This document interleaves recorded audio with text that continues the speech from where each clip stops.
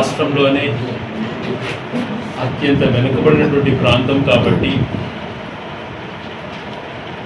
ఆర్థిక పరంగా, అభివృద్ధి పరంగా అన్ని రంగాలలో వెనుకబడినటువంటి ఒక ప్రాంతం గురించి ఎంత చెప్పినా తక్కువ. అన్ని రకాల వెనుకబడిన ఈ ప్రాంతాన్ని జిల్లా కేంద్రం ద్వారా కొంచెం ముందుకు తీసుకెళ్దామన్నటువంటి ఒక ఆలోచనతో జిల్లా కేంద్రం ఏర్పాటు చేస్తే దాన్ని ఒక ఎటువంటి ఇది డాక్యుమెంటేషన్ లేకుండా అర్థార్థంగా దాన్ని తీసేయడం జరిగింది.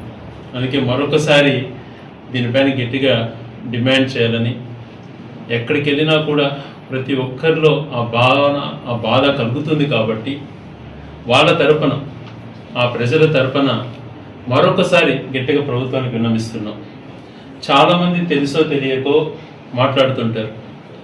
జిల్లా కేంద్రం 22 ఏప్రిల్ 4న ఏర్పడింది అన్నమయ్య జిల్లా రాయచోటి హెడ్ క్వార్టర్స్గా.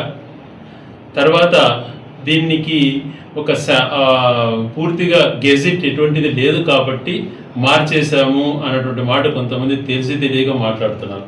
గతంలో మీరు ఆ గెజిట్ తీసుకురాకపోవటం వల్లనే మార్చామని మాట్లాడారు.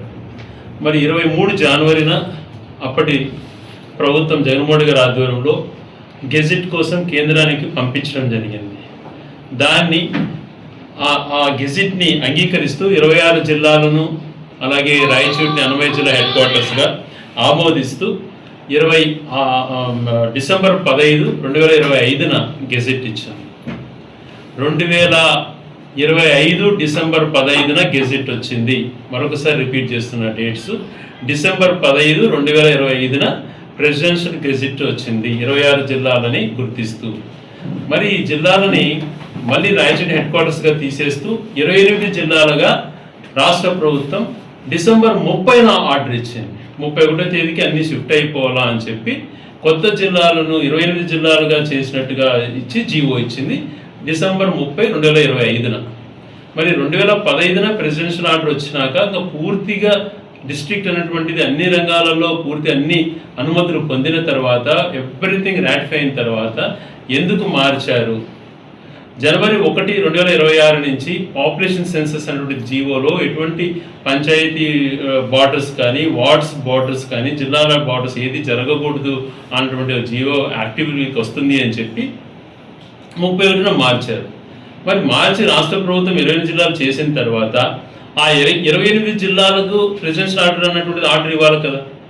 మళ్ళీ రీసెంట్గా ఏప్రిల్ 26న 2026 ఏప్రిల్ 26న జీవో నెంబర్ 54 వాళ్ళే ఇచ్చారు. జీవో నెంబర్ 54లో 26 జిల్లాలనే గుర్తిస్తూ, వాళ్ళు ఇచ్చినటువంటి 28 జిల్లాలుగా కాదు 26 జిల్లాలుగానే గుర్తిస్తూ దాని ప్రకారంగా ఉద్యోగస్తుల బైఫర్కేషన్స్ జరగాలి, లోకల్ క్యాడర్స్ అన్నీ కూడా దాని ప్రకారమే జరగాలి అని చెప్పి వాళ్ళు జీవో ఇవ్వడం జరిగింది. GO number 54. ఆ జీవో నెంబర్ 54లో ఏదైతే 2023లో అప్పటి ప్రభుత్వం పంపించిందో దాన్ని యథాతథంగా ఆమోదించింది. మల్టీ జోన్ 1, మల్టీ జోన్ 2 రాష్ట్రాన్ని 2 మల్టీ జోన్లుగా డివైడ్ చేసి జోన్ 1, జోన్ 2, జోన్ 3 శ్రీకాకుళం నుంచి కృష్ణా జిల్లా వరకు, కృష్ణా జిల్లా కింద నుంచి రాయలసీమ అన్ని ప్రాంతాలకు మల్టీ జోన్ 2 కింద జోన్ 4, జోన్ 5, జోన్ 6, అందులో భాగంగా జోన్ 5 కింద అన్నమయ్య జిల్లా వచ్చేటట్టుగా దీని ప్రకారమే ఉద్యోగస్తులను కేటాయించవలసిందిగా క్లియర్గా జీవో నెంబర్ 54లో అన్ని రకాల ఏ పోస్టులు ఏ క్యాడర్ పెట్టాలి, ఏ జోన్లో ఎవరు ఉండాలి అన్నటువంటి ఇచ్చినటువంటి జీవో ఇది. మరి అటువంటిప్పుడు మీరు ఏర్పాటు చేసినటువంటి 28 జిల్లాలకు మీరే గుర్తించినప్పుడు, మీరు ఇచ్చినటువంటి 54 జీవో నెంబర్లో ఏప్రిల్ 26న 2026 ఇచ్చినటువంటి జీవోలోనే మీరు ఇచ్చినటువంటి 28 జిల్లాలు లేనప్పుడు పాత జిల్లాలు కొనసాగుతున్నట్లే కదా. మరి అటువంటిప్పుడు రాయచోటిలో ఉన్నటువంటి ఆఫీసెస్ అన్ని ఎందుకు తరలించాల్సి వస్తుంది? దీనిపైన ప్రభుత్వం సమాధానం చెప్పాలి. ఇదేదో ఒక్కరిదో ఇంకొకరిదో కాదు, ఇంకొకరి మనోభావంలో ఇంకొకరి జిల్లాలో నేను పెరుకోవాలనేది కాదు. నా ప్రాంతం నాకు ముఖ్యం.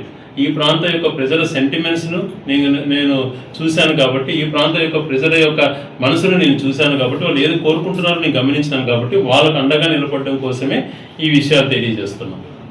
ఇది ఇంత క్లియర్గా ఉన్నప్పుడు, ఈ రాష్ట్ర ప్రభుత్వమే ఇచ్చినప్పుడు, దాన్నే వాళ్ళే 20 జిల్లాలు గుర్తించకుండా 26 జిల్లాల కింద ఇచ్చినప్పుడు ఎందుకు రాయచూటి నుంచి ఆఫీసు తరలిస్తున్నారు? సమాధానం చెప్పాల్సిన బాధ్యత దానిపైన.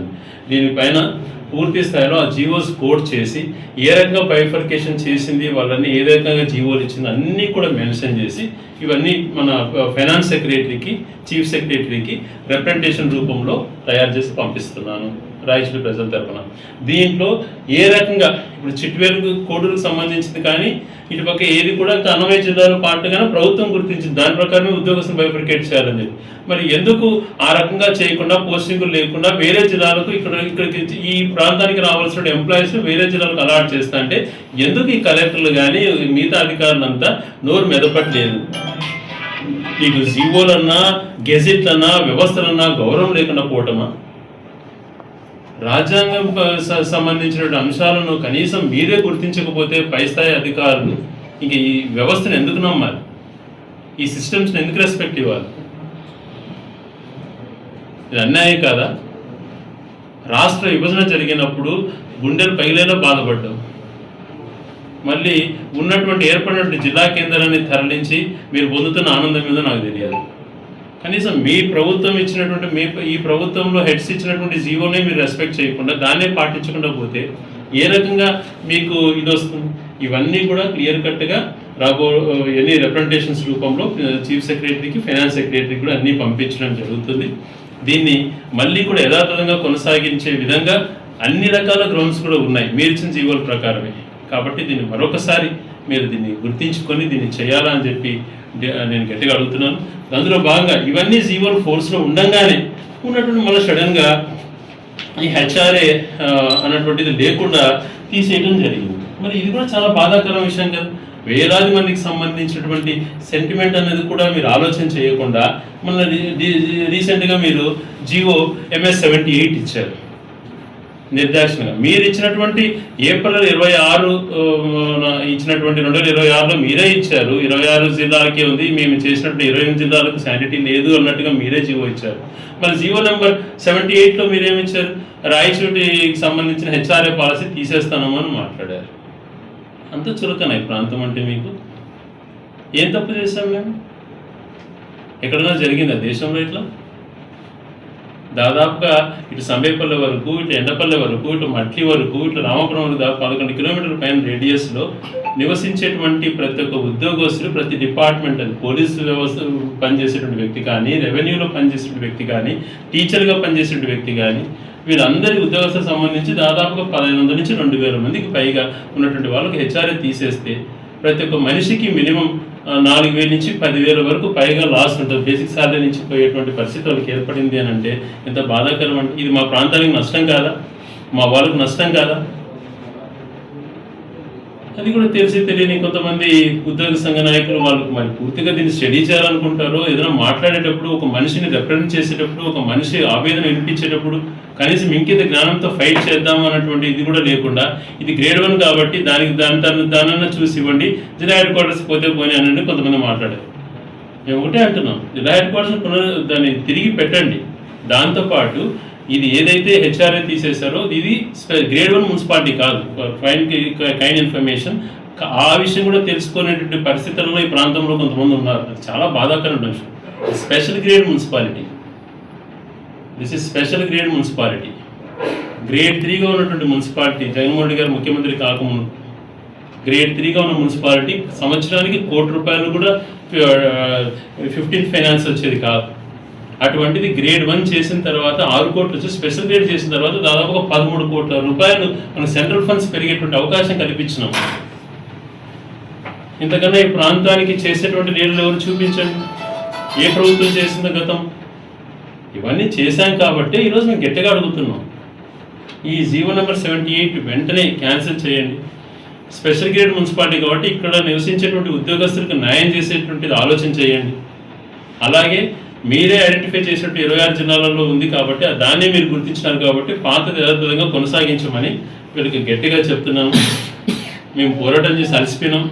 మీరు రాజకీయ కోణంలో నిర్ణయం తీసుకుంటున్నారు. మేము కోర్టు పరంగా కూడా ఫైట్ చేస్తున్నాం. దాన్ని అలాగే కొనసాగిస్తాం.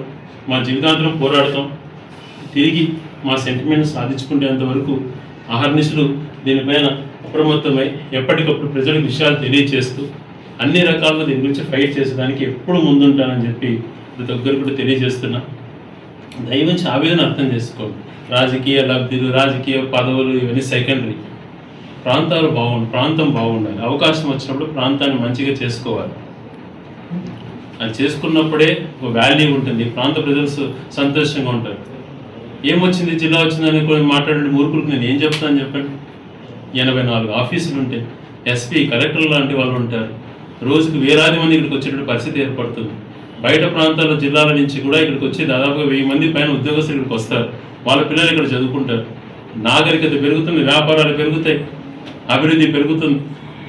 వేలాది మందికి ప్రత్యక్షంగా పరోక్షంగా ఎంప్లాయ్మెంట్ దొరుకుతుంది. దాంతోపాటు పార్లమెంట్ హెడ్ క్వార్టర్స్ అయ్యేది జిల్లా కేంద్రంగా కొనసాగింటే పార్లమెంట్ హెడ్ క్వార్టర్స్ అయ్యేది. జిల్లా పరిషత్తులు ఈరోజు చేస్తామంటున్నాడు, జిల్లా పరిషత్ అయ్యేది. ఇవన్నీ బాధ ఉండదా ఈ ప్రాంతంలో పుట్టిన వ్యక్తిగా? సో వీటినే మేము గట్టిగా స్ట్రెస్ చేసి అవకాశం ఉంది కాబట్టి మాకు ఇచ్చినటువంటి దాన్ని లాక్కున్నారు కాబట్టి తిరిగి మాకు ఇవ్వండి అని చెప్పి మిమ్మల్ని అభ్యర్థిస్తున్నాం, డిమాండ్ కూడా చేస్తాము. సో గురించి గట్టిగా అరిచి చేస్తే రోజు ప్రజల్లో మీరు చులకన అవుతున్నారు. ఈరోజు డిఎస్సి గురించి మాట్లాడుతున్నారు. రిక్రూట్ చేసినటువంటి 16,000 ఉద్యోగాలలో ఇంతమందికి అన్యాయం జరిగింది, పేపర్ లీక్ జరిగింది, సరైనటువంటి జీవోలు లేవు అని చెప్పి ఆరోపణ చేస్తున్నారు. 1,30,000 సింగిల్ స్ట్రెచ్లో 2 నెలల్లో చిన్న ఆరోపణలు లేకుండా చేసినటువంటి ప్రభుత్వం గత ప్రభుత్వం జగన్మోహన్ గారి నాయకత్వంలో. ఎవరు గొప్ప? మేము సెలెక్ట్ అయినటువంటి 16,000 మంది ఉద్యోగాల గురించి మేము ఎక్కడ మాట్లాడట్లేదు. వాళ్ళ ఉద్యోగాలు శాలరీస్ తీసుకుంటున్నారు, మీరు బాగా చదువు చెప్పండి, సెలెక్ట్ అయిన కంగ్రాచులేషన్స్ చెప్తున్నాం. కానీ జరిగినటువంటి లోపాల గురించి ప్రశ్నిస్తున్నాం. ఏదైతే స్పోర్ట్స్ కోటాలో ఇచ్చినటువంటి ఉద్యోగాలలో స్పష్టంగా కనపడేటట్టుగా మోసం జరిగింది. కనీసం టెట్ అనేటువంటిది కూడా రాయనీయకుండా వాళ్ళకి అప్పటికప్పటికి జీవో మార్చి మేము ఎవరైనా తీసుకోవచ్చినటువంటి జీవో ఇచ్చుకొని వాళ్ళ ఉద్యోగం తీసుకున్నాక మళ్ళీ ఆ జీవోని క్యాన్సిల్ చేసి పాత జీవోని కొనసాగించారనేటువంటి తప్పు జరిగిందా లేదా అండి? అక్కడ ఇప్పుడు గ్రూప్ 1 గురించి వీళ్ళు మాట్లాడుతున్నారు, గత ప్రభుత్వంలో జరిగిందని. ఒక లీడర్గా, ఒక క్రెడిబిలిటీ ఉన్న లీడర్గా అతను ఛాలెంజ్ చేశాడు జగన్మోహన్ గారు. ధైర్యం ఉంటే దాన్ని తీసుకోండి. మీరు గ్రూప్ 1 పైన సిబిఐకి వేయండి, డిఎస్సి పైన సిబిఐకి వేయండి అని అంటే ఎందుకు మాట్లాడలేకపోతున్నారు? అంటే మీరు తప్పు చేసినట్టు అంగీకరిస్తున్నారు కదా, అక్కడ స్పష్టంగా కనపడతాం తప్పు జరిగిన విధంగా. అది తర్వాత సుప్రీంకోర్టు గైడ్ లైన్స్ అంటున్నారు, లేకపోతే ప్రభుత్వం ఉపాధ్యాయులపైన కక్ష కట్టుకునిందేమో కానీ 50 సంవత్సరాలు దాటిన వాళ్ళు కూడా టెట్ రాయాలా అని అంటున్నారు. రిటైర్మెంట్ దగ్గరలో ఉన్న వాళ్ళు ఒక సబ్జెక్ట్ కన్ఫైన్ అయిన వాళ్ళు ఇప్పుడు ఆ సబ్జెక్ట్ సంబంధించినటువంటి ఎగ్జామ్లో ఏ రకంగా ప్రావీణ్యత చూపించగలుగుతారు వాళ్ళు? మరి నువ్వేమో స్పోర్ట్స్ కోటాలు ఇచ్చిన ఉద్యోగాలకు కనీసం టెట్ కూడా వాళ్ళకి రాయనీయకుండా ఉద్యోగం ఇచ్చావు. అందుకనే ఇది పరిశీలన చేసుకోండి. విద్యా వ్యవస్థను బలోపేతం చేయడానికి ప్రయత్నం చేయండి. నాడు నేడు రూపంలో బ్రహ్మాండంగా అలా చేశాం కాబట్టి 50 లక్షల మంది పైకి పిల్లలు ఉన్నారు. ఈ ఒక సంవత్సరంలోనే 5-6 లక్షల మంది గవర్నమెంట్ స్కూల్స్ నుంచి డ్రాప్ అవుట్ అయినారంటే మీ వైఫల్యం కాదా ఇది? విద్యాభివృద్ధికి కానీ ఎంత ప్రయత్నం చేసినారంటే చిన్న ఎగ్జాంపుల్ జగన్మోహన్ గారు ఎంత మంచి చేశారు చూస్తే 1,30,000 ఉద్యోగాలు ఇస్తే ఒక చిన్న కాంట్రవర్సీ లేదు. 16,000 ఉద్యోగాలకు 190 కాంట్రవర్సీలు ఉన్నాయి. మీరు సిబిఐకి వస్తారంటే దానికి పలువురు వ్యక్తిగతంగా తిడతానే ఉంటారు. రౌడీలు అంటారు కూడా. ఎవరయ్యా రౌడీ? ఎవరు చేస్తారు రౌడీస్? ఎవరు చేస్తారు కబ్జాలు? ఎందుకు మాట మాట్లాడితే ఆ మాటలు మాట్లాడుతున్నారు అంటే మీరు చేస్తూ ఇతరులపైన నెడుతున్నారు. మీరు చేయవలసినటికి చేయకుండా ప్రాంతానికి అన్యాయమే, ఉద్యోగస్తులకు అన్యాయమే, భయభ్రాంతులకు గురి చేసే విధంగా రిటైర్ అయ్యే వాళ్ళకు టెట్ రాయమని చెప్పడం మీరు ఇవ్వాలనుకున్న ఉద్యోగాలకు టెట్ కూడా అవసరం లేదని చెప్పి స్పెషల్ జీవోలు ఇచ్చి ఆ స్పెషల్ జీవోలు మళ్ళీ ఉద్యోగాలకు తీసుకున్నాక క్యాన్సిల్ చేసేటువంటిది మీరే. ఇలా చేస్తే వ్యవస్థల పైన ఏం గౌరవం ఉంటుంది? ఎందుకు నమ్మాలి? మీరే రాజ్యాంగాన్ని తూట్లు పడుస్తున్నారు. రాజ్యాంగమే పక్కన పెట్టి రాజ్యాంగమే మాది రెడ్ బుక్ రాజ్యాంగం అనేటువంటి కోణంలో మీరు పోయి దాన్ని ఇట్లా విచ్ఛిన్నం చేస్తే రాబో రోజులలో ఈ వ్యవస్థలు ఆడిపోతాయి. ఒకరికే ఛాన్స్ ఉంటుందా? ఇంకొకటి నువ్వు 4 చేసావు తప్ప నేను 10 చేస్తా అన్నప్పుడు ఏమవుతుంది? దేశ పరిస్థితి బోర్లన్నీ డ్రై అయిపోతున్నాయి. రోజుకు 100,000 బోర్లు డ్రై అవుతున్నాయి. దారుణమైనటువంటి కరువు పరిస్థితి. వెలుగులు ప్రాజెక్టులో 3 టీఎంసీల పైన ఉన్నాయి, 3.5 టీఎంసీ పైన. కనీసం మెట్ట ప్రాంతాలలో కొద్దిగా సాగు చేసుకునే దానికి ఎందుకు మీరు కనికరం చూపించట్లేదు? అంత చురుకున రైతులంటే పంట పెట్టుకుంటే యూరియా ఇవ్వాల్సి వస్తుందని, ఆ యూరియా కొడుతుందని తప్పించుకోవడానికి. యూరియా లేదు, పొటాషియం లేదు, గిట్టుబాటు ధర లేదు, ఏమీ లేకుండా రైతులను పూర్తిగా ఈ కరువు కోణంలో ఇరికించి ఎలినో అని చెప్పి 6 నెలల నుంచి మాట్లాడుతున్నాం. మరి ఎలినోకి ముందస్తు జాగ్రత్తలు ఏం తీసుకున్నాం? మేము మరి అంతకుముందు రైతుల తరపున ప్రభుత్వమే ఇన్సూరెన్స్ కట్టేది, అది క్యాన్సిల్ చేస్తారు. రైతులతో బలవంతంగా కట్టించుకుంటున్నారు. అది దాదాపు రైతు నుంచి కష్టకాలంలో మనం 400-500 కోట్లు వసూలు చేస్తున్నారు. ఏమైనా ఎవరికైనా ఇన్పుట్ సబ్సిడీ వస్తుందంటే అది కనపడదు. మామిడి రైతుల కింద 2 సంవత్సరాల కింద ఎకరాకు సుమారు కట్టించుకొని దాదాపుగా 100 కోట్ల ప్రాంతం నుంచి కట్టించుకున్నారు. ₹1 రైతులకు ఇచ్చారు. ఏంటి మోసం? మనం మళ్ళీ ఎక్కడో చూసాం, 1300 కోట్లు హెచ్ఎన్ఎస్కి ఇచ్చినాం, పాలాభిషేకాలు చేయండి అని ఎగిరెగిరి పాలాభిషేకాలు చేస్తాను. నాకేం అర్థం కావడం లేదు. దేనికన్నా ఉపయోగకరం ఎంత మాత్రం వస్తుంది, ఈ ప్రాంతానికి ఏం జరుగుతుంది కనీస అవగాహన లేకుండా చేసేటువంటి వీళ్ళ నియమనాలు నాకు అర్థం కాదు. గండికోట నుంచి ట్యాప్ చేసుకొని 27 టీఎంసీలు గండికోటలో ఉంటాయి. ఎంత కరువు కాలంలో అయినా గండికోట నుంచి కాలేటి వాగును ఎక్స్టెండ్ చేసుకొని 2 టీఎంసీలు కాలేటి వాగులో ఉంటే రామపురం లెక్కడపల్లెలకు సంబంధించినటువంటి చెరువులు నింపుకునేటువంటి బ్రహ్మాండమైనటువంటి పథకం. అదే దాన్ని 1500 క్యూసెక్లు వెలుగలు ప్రాజెక్టులు వేస్తే ఎప్పుడు కూడా వెలుగలు ప్రాజెక్టుకు సస్యశాలంగా బ్యాలెన్సింగ్ రిజర్వాయర్గా నిత్యం నీళ్ళతో కలకలలాడుతుంది అన్నటువంటి జీవనం తెచ్చి 60% కంప్లీట్ చేస్తే పనులు దాన్ని ఆపేసేసి ఎక్కడో అనంతపురం జిల్లా నుంచి అవి రావు అని చెప్పి గతంలో మొత్తుకునేది మేము గండికోట చేసింది. ఇంకింత జ్ఞానం లేకుండా దేనికి పరామర్శం చెప్తున్నారు? చెప్పేవాడు లేడు. దానికి పరామర్శం చేసేవాడన్నా చెప్పాలి సబ్జెక్టుగా. ఏం తెలుసుకొని చెప్తున్నావు అయ్యా? ఇటువంటి నాలెడ్జ్ ఉన్న వాళ్ళు, ఇటువంటి ప్రాంతాన్ని అన్యాయం చేసేటువంటి వాళ్ళని ఏమన్నారు చెప్పారు? వెలిగలకు సంబంధించినటువంటి దాంట్లో నిండితే ఆ వెలిగల నుంచి మళ్ళీ శ్రీనివాసపురం దాన్ని పంపించి, అలాగే చిన్నమండం దగ్గర 2 లిఫ్ట్లు, బెస్తపల్లి దగ్గర 3 చోట్ల ట్యాప్ చేసి 33 చెరువులకు చిన్నమండంలో, అలాగే జరికొన నుంచి లిఫ్ట్ చేసి ఇవన్నీ కూడా గ్రౌండ్ అయ్యి డిపిఆర్లు అయిపోయి వర్కులు స్టార్ట్ అయినాయి కదా. ఇవి కొనసాగించండి అని అంటే అవి లేకుండా ఆ రాని అనంతపురం అక్కడి నుంచి రావనే కదా మనం ఇది గండికోట ప్రాజెక్ట్ చేస్తుండేది, ఈజీగా వచ్చేటువంటిదే అని. ఈరోజు వెలిగళ్ళు నుంచి గేట్లు తీస్తే 4 నెలలకు కూడా ట్రయల్ ఎండ్కి పోయేటువంటి పరిస్థితి లేదు. అదే 1500 క్యూసెక్స్తో మనం కాలేటి వాగు నుంచి తీసుకొస్తే 15 రోజులలో చెరువులను నింపేటువంటి పథకాన్ని నిర్లక్ష్యం చేస్తున్నారంటే ఏమన్నారు? కరువు పరిస్థితులు ఇలా దారుణంగా ఉన్నాయి. రైతుల పరిస్థితి నీళ్లు ఉంటే కదా మిగిలిన అభివృద్ధి కార్యక్రమాలకు పోగలిగేది.